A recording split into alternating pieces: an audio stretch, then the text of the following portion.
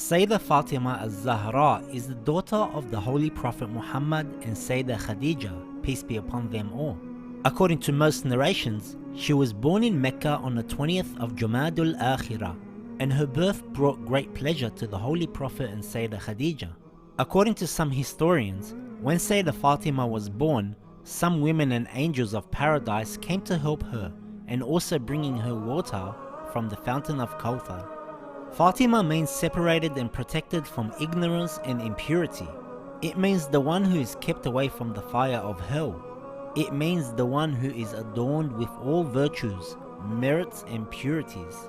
And it means the one who shall save herself and her followers and lovers from the fire of hell. She is also known by many titles such as As-Siddiqah, which means the most truthful and extremely honest woman. Al-Mubarakah, which means the blessed woman, as she was granted much blessings from Allah, and she herself was a source of blessings, as the Imams are all descendants of Sayyidah Fatima. At-Tahira, it means the pure woman. She was the purest one among all women of the world. Allah has endowed her with this favor. Az-Zakiyya, the purified soul. Ar-Radiyya, the one who was content with Allah's will. Mardiyya, the one with whom Allah is satisfied with because of her worship, morals and good deeds. Al-Muhaddatha, which means the one whom the angels talk to. Az-Zahra, the shining one.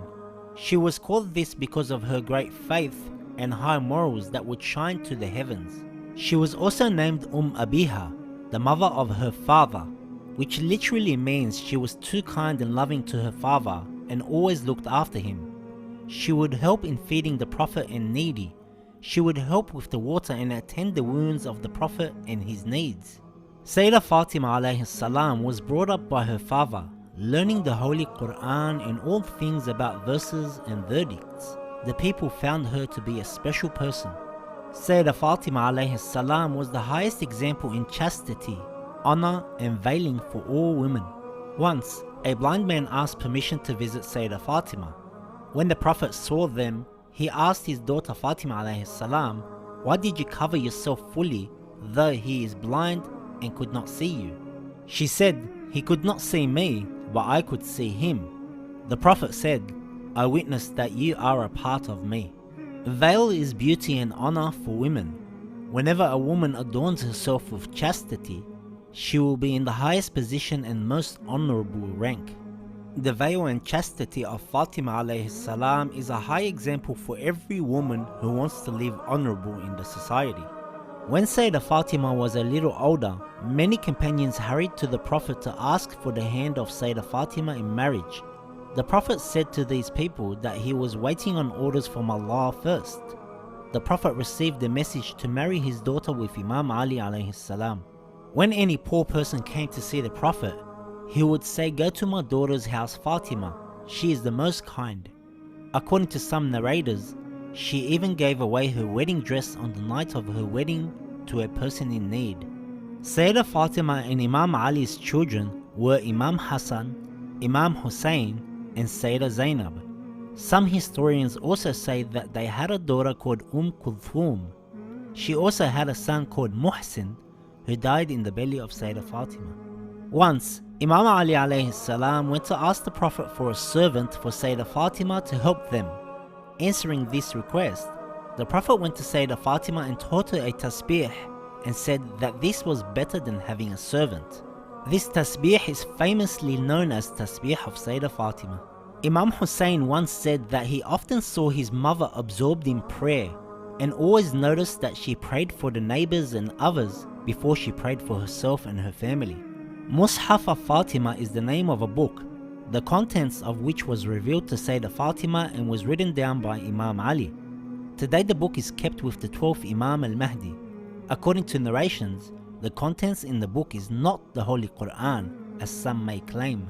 One day, Imam Hassan and Hussein became ill. The Prophet told Imam Ali and Sayyidah Fatima to vow a fasting for Allah. They all vowed to fast for 3 days when their 2 sons would recover. After they all recovered, Imam Ali had no money to buy food for their iftar. He borrowed some barley. Sayyidah Fatima milled and baked some of that barley for the iftar on the first day of their fasting. Then a poor person came asking for food. All members of the family gave their shares to the poor man and spent their night with no food. On the second day, and at the time of iftar, another poor person knocked on the door asking for some food. They all gave their shares of food and spent the second night having no food.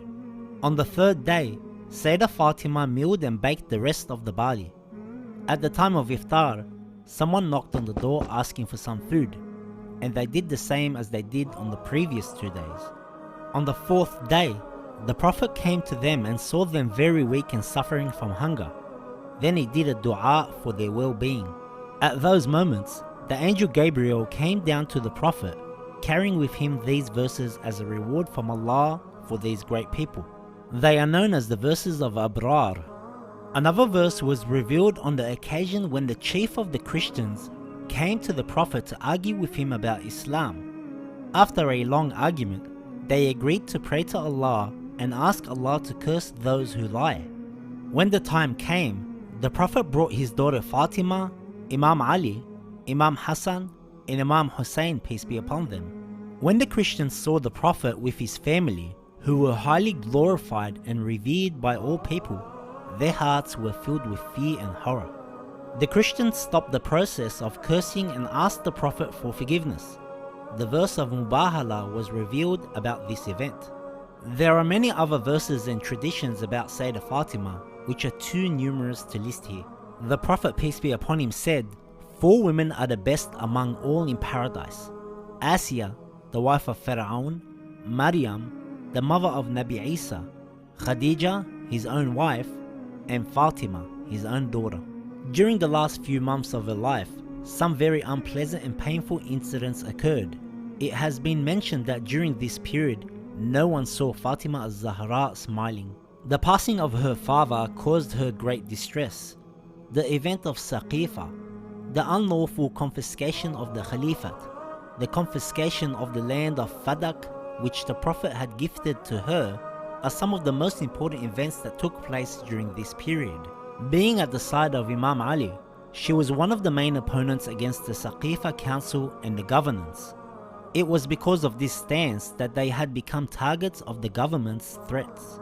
In some narrations, it states when Imam Ali refused to pay allegiance to the Khalif, the government attacked the house of Sayyidah Fatima, which caused her to have a miscarriage of her child Muhsin. After this incident, she fell ill and a short time later was martyred. On her deathbed, Fatima alayhi salam made a request that all those who oppressed her and angered her should not participate in her funeral prayer and asked to be buried at night.